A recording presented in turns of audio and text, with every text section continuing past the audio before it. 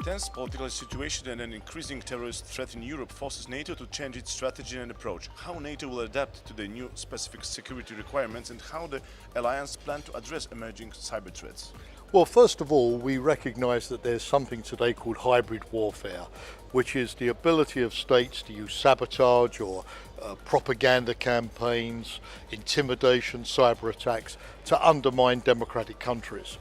We already saw this used by Russia in Crimea and eastern Ukraine. So we have to be able to better anticipate these hybrid warfare threats, to deal with them quickly, and that means to improve our resilience so that we can recover quickly.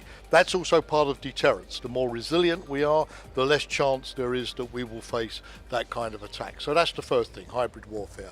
The second thing is to recognise that cyber will be in every modern crisis and every modern conflict from now on. So it's to equip our forces, our command and control, our political organisation to be able to deal with cyber attacks without in any way paralysing or impeding our military operations. That is why at the Warsaw Summit here in Poland last July, we said for the first time that NATO recognises cyber as an operational domain, and we have to be able to operate in cyberspace with the same competence, the same professionalism that we operate at sea, on land, in the air, or in space.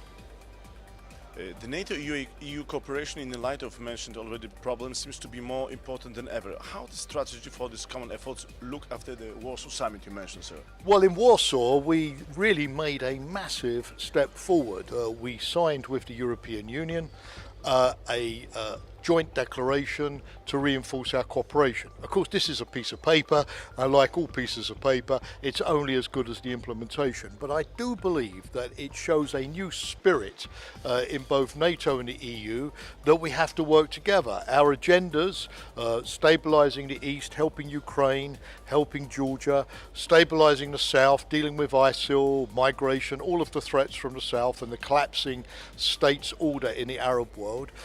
This agenda is now common, and if we don't deal with it, both organisations, not just one, but both organisations will suffer. So now in Brussels we're actively speaking about how we can move forward. For example, we're upgrading our cyber intelligence sharing. We're planning more joint exercises.